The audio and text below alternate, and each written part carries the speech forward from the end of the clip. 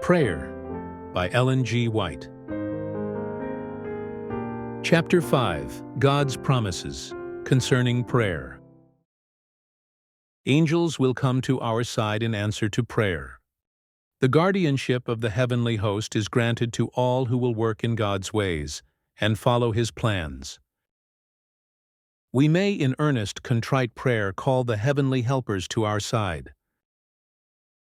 Invisible armies of light and power will work with the humble, meek, and lowly one.